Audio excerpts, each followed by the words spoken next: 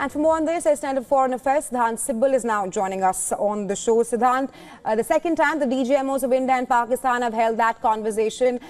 Take us through the key highlights of that conversation. Of course, the ceasefire arrangement was the key focus, but tell us more. Well, I think the heart of the entire statement is this one line, that not a single shot or initiation of any aggressive action should take place.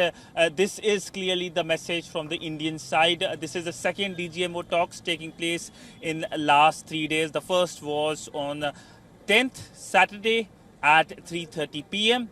This time it was at 5 p.m. Indian Standard Time, and focus was a commitment towards the ceasefire, something that India is keen on. In fact, this is a word, ceasefire is a word used by the Americans, but for India it's an understanding. An understanding is a verbal communication that there should not be any hostilities.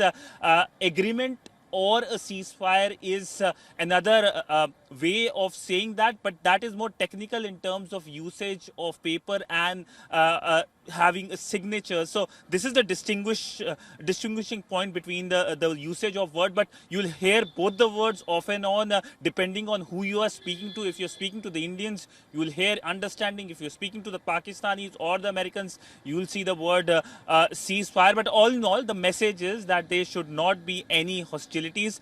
But the message of the Indian Prime Minister above all is that it's a pause, the operation continues, and the new policy of Indian side of the Indian government is that if there will be a terror attack, then there will be a response, and Indian side will hit your heartland. And that is something that we saw over the last few days when, in response to Indian strikes on terror camps, Pakistan, instead of cooperating with the Indian side, indulged and resorted to strikes in India, and that led to the Indian side, of course, striking on its air bases. That, of course, has shocked the Pakistani side. Pakistani side indulging in a lot of propaganda, but it is largely for their own domestic audiences.